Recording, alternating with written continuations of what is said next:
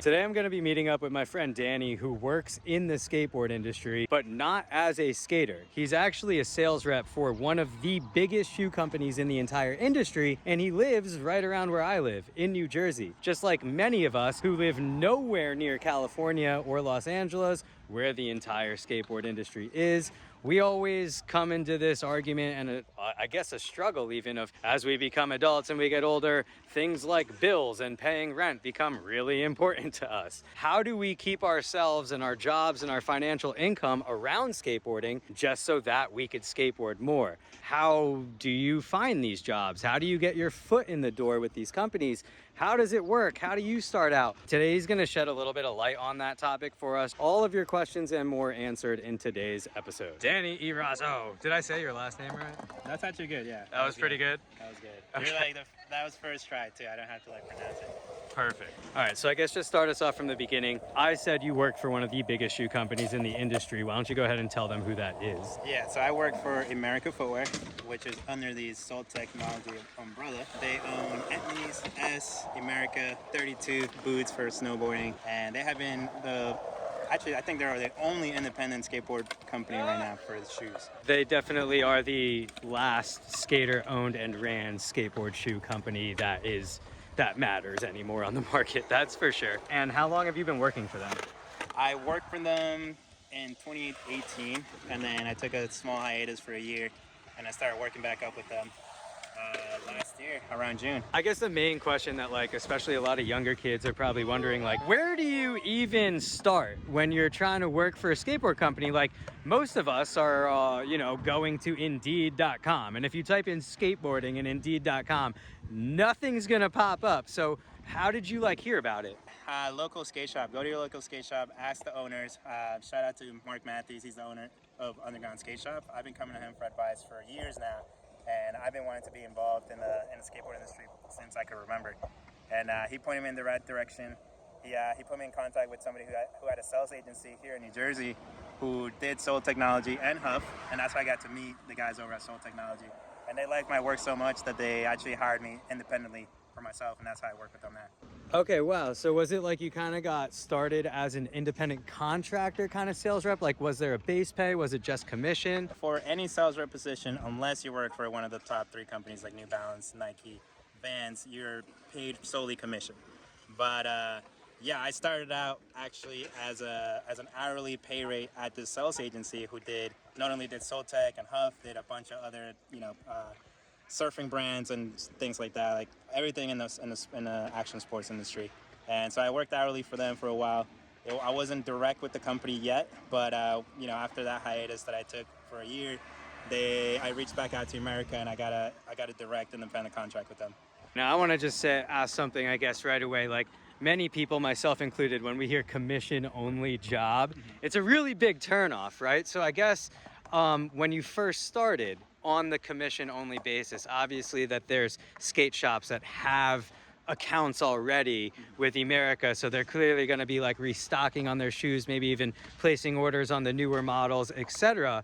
When you started doing this commission-only base pay, did you have to work another job to make ends meet, or did you find yourself actually in a good spot? Wow, I'm working for Emerica, it's just rad, and I'm able to make a living for myself. Yeah, so when you first start off in the industry as an independent contractor, commission-based only, that means you're only making whatever you're selling. And you really have to put in the work if you really want to make a living out of it. Most of the time, from what I've learned from the industry, is you have to rep multiple companies. So I started out with Emerica, but my recommendation for anybody getting into it, after getting in contact with your local skate shop owner, they're the ones who are in touch with as many sales rep positions as you can imagine, because they all talk to reps around the industry, and that's how I got in contact. And I'm actually in the process of possibly picking up more brands under this independent contractor gig that I got going on. But to really answer your question, in the meantime, yes, I do work a whole nother full-time job. so that I can continue doing what I love, which is skateboarding and repping the brands I love. Dude, I totally understand that, man. I probably work like 5 different really crappy dead end part-time jobs just so I can like go skate every day or like whenever I want to. So totally understand that. Would you say that you've like kind of had more opportunities come your way like the longer you stayed in the sales rep position? Yeah, it's something I would actually recommend as well for somebody who's trying to, make it into, I guess, the corporate world of skateboarding, is to keep at it.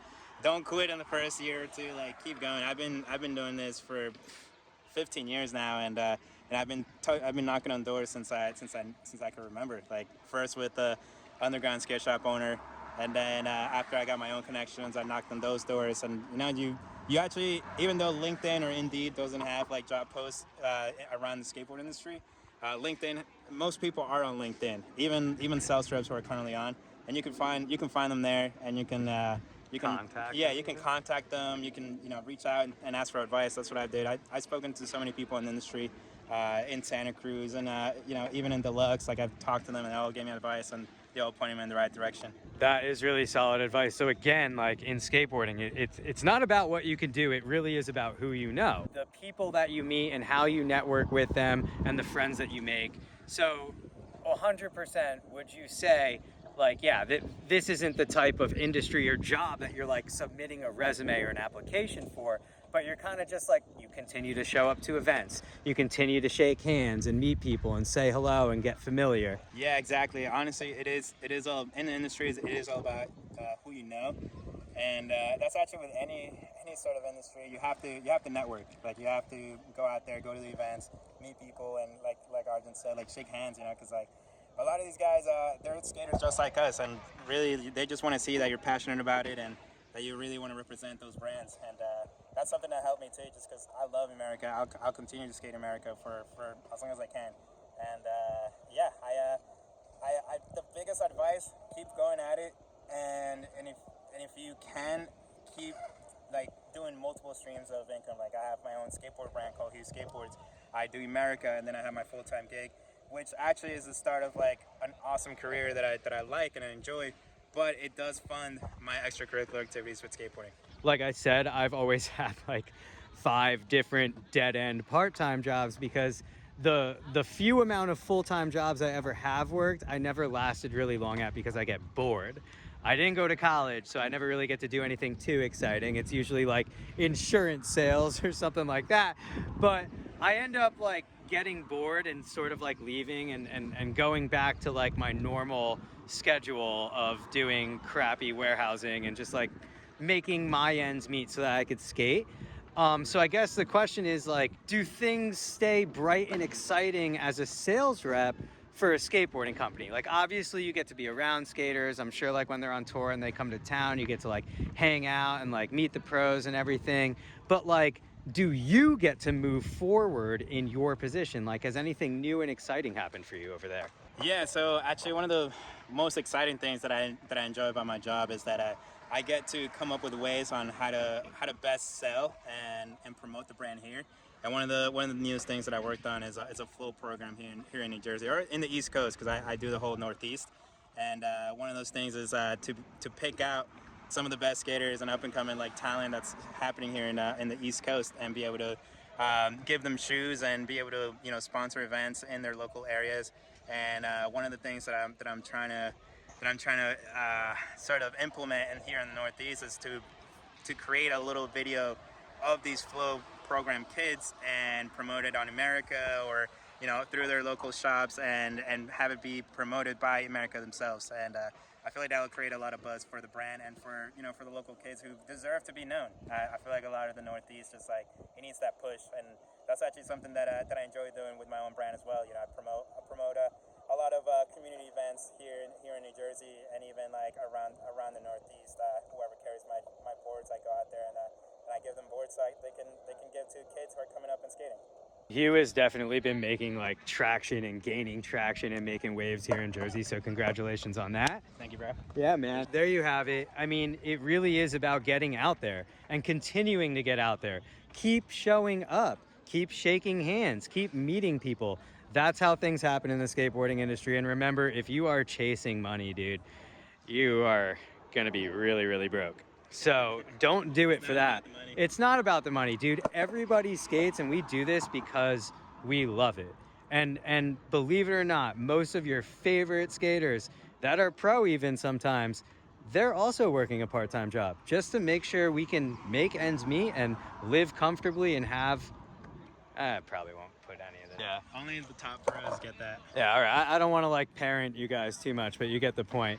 Danny Eraso, Yo. Emerica, Footwear, Hughes Skateboards, Underground Skate Shop. Thanks a lot, dude. Yeah, absolutely, dude. Fashion interview.